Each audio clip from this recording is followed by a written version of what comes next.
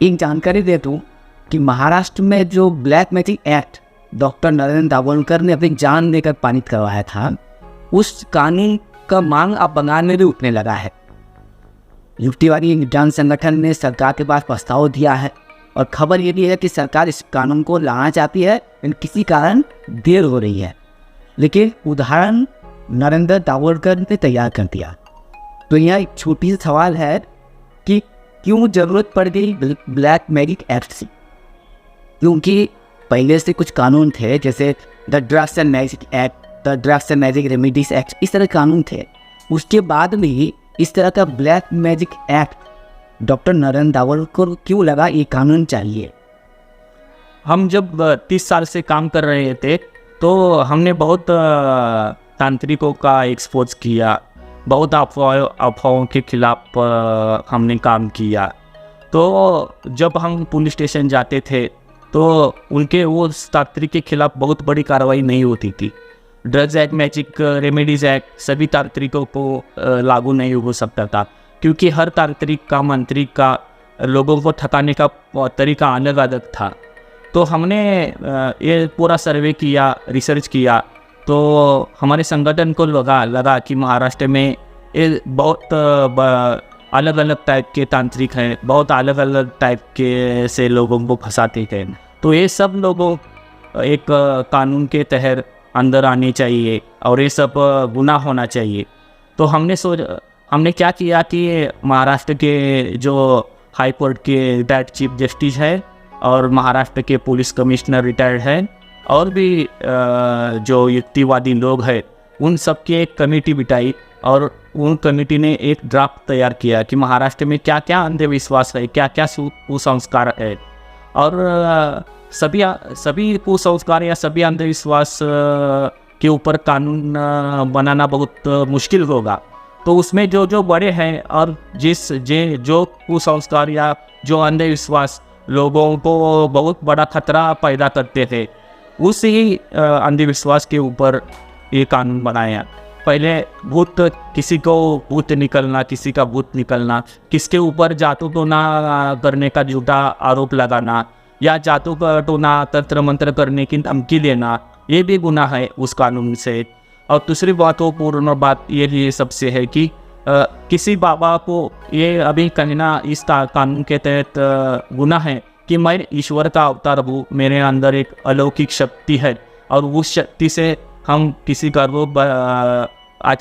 रोग दूर कर सकते हैं, आपकी समस्या का समाधान कर सकते हैं, मेरे अंदर अलौकिक शक्ति है, ऐसा कहना इस कानून के से गुनाह होता है।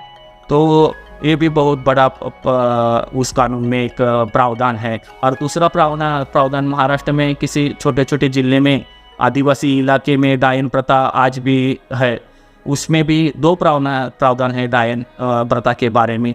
किसी महिला को डायन ठहराना, डायन मानना वो गुनाह है, और डायन मारकर उसको मारपीट करना, गांव से बाहर दूर ढकेलना, यानी और उस घर पर सामाजिक बहिष्कार करना, ये भी गुनाह है।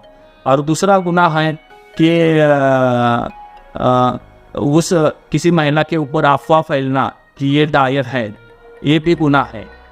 कुछ घटना में ऐसा होता है कि मारपीट नहीं होती, लेकिन अफवाह फैली जाती है, सिर्फ अफवाह कि इसके घर में कुछ तंत्र मंत्र है, इसके शरीर में कुछ तंत्र मंत्र है, तंत्र मंत्र से ये लोगों को फंसाती है, ऐसे अफवाह भी फैलाना ये गुनाह है। और महाराष्ट्र में सामाजिक बहिष्कार के बहुत केसेस है। इंटरकास्ट मैरिज किया तो कई जाति में उसको सामाजिक बहिष्कार करते हैं। जो जाति के पंच होते हैं उनका कुछ सुना नहीं, समाज के खिलाफ कुछ किया, समाज की जो फेस्टिवल होते हैं, धार्मिक फेस्टिवल, उसमें हिस्सा नहीं लिया, उसमें पैसा नहीं दिया, तो भी उसके ऊपर वो पंच लोग उस घर को, उस आदमी को समाज से बहिष्कृत करते हैं। उसके साथ कोई सामाजिक व्यवहार नहीं करता, वो घर और वो आदमी बहुत परेशान हो जाता है। तो उस के लिए भी हमने एक अलग सा कानून बनाया है, वो एंटी सुपरस्टिशन कानून नहीं, सामाजिक बहिष्कार विरोधी कानून। ऐसा एक अलग कानून डॉक्टर नरेंद्र दाभोलकर जी के जाने के बाद ये हमने किया है। उस कानून के तहत पंच की बैठक होना, जैसे खाप पंचायत होती, पंचायत बिठाना, ये भी गुनाह है। तो पंचायत बिठा के सजा देना, किसी को जज की तरह वो पंचायत चलाना या वो भी गुनाह है। तो ये 2 कानून महाराष्ट्र में महाराष्ट्र अंधश्रद्धा निर्मूलन समिति की आंदोलन से शुरू हो गए। और ये 2 कानून में जो पहला कानून है, जिसका शॉर्टकट में नाम भी होता है अंधश्रद्धा निर्मूलन कानून, उस कानून के तहत आज तक 2000 से भी ज़्यादा FIR केसेस पूरे महाराष्ट्र में दाखिल हो गए। और उसमें 7 केसेस में वो तांत्रिक बाबाओं को सज़ा भी लगी है। ऐसा नहीं कि कानून बना है, कानून के तहत सज़ा भी उस बाबा को लगी है। और अंधविश्वास कानून में ये भी है, जो कोई तांत्रिक बताएगा कि इधर गुप्त धन है, उसको निकालने के लिए कुछ पूजा करेंगी, या हमारे महाराष्ट्र में बहुत जगह सूखा होता है और नीचे ज़मीन का पानी नहीं मिलता जल्दी, तो पानी लगाने के लिए या किस गुप्त धन के लिए किसी की नर बलि देना, ये भी गुनाह है। या नर बलि का सुझाव देना, सलाह देना, ये भी गुनाह है। और बहुत अच्छा ये कानून चल रहा है। एक विजिलेंस ऑफिसर बोलते हैं, वो इस विजिलेंस ऑफिसर की प्रोविज़न उस कानून में है, यानी कि उस पुलिस स्टेशन के जो इंचार्ज है वो इस कानून के विजिलेंस ऑफिसर होंगे, और वो अलग से इस कानून के तहत जो FIR होगी उसकी जांच करेंगे। और दूसरी एक बड़ी बात है, ये नॉन मेरेबल कानून है, तो पुलिस को इसको FIR करना पड़ता है, और उस जो तांत्रिक मांत्रिक होती है उसको बेल नहीं मिलती। जैसे एट्रोसिटी एक्ट है, वैसा ही उसमें एट्रोसिटी में जैसे बेल नहीं होती, वैसे ही नॉन बेलेबल एक्ट है। तो इस कानून के तहत बहुत अच्छा काम महाराष्ट्र में चल रहा है। इस कानून का हमारे संगठन को बहुत बड़ा फ़ायदा हो गया है, सपोर्ट हो गया है। दाभोलकर जी के जाने के बाद पूरे देश में इस कानून की मांग हो गई है। दाभोलकर जी के जाने के बाद कर्नाटक में कानून हो गया, असम में कानून हो गया, तो बंगाल में भी कानून होना चाहिए, क्योंकि बंगाल एक प्रोग्रेसिव स्टेट है। पहले से ही स्वतंत्रता पूर्व से भी राजाराम मोहन राय ने कानून किया था सती प्रथा के खिलाफ। भारत का पहला अंधविश्वास विरोधी कानून जो होगा वो पहले राजाराम मोहन राय ने किया था। तो राजाराम मोहन राय के स्टेट में अभी तक अंधविश्वास निर्मूलन कानून नहीं है, ये अच्छी बात नहीं है।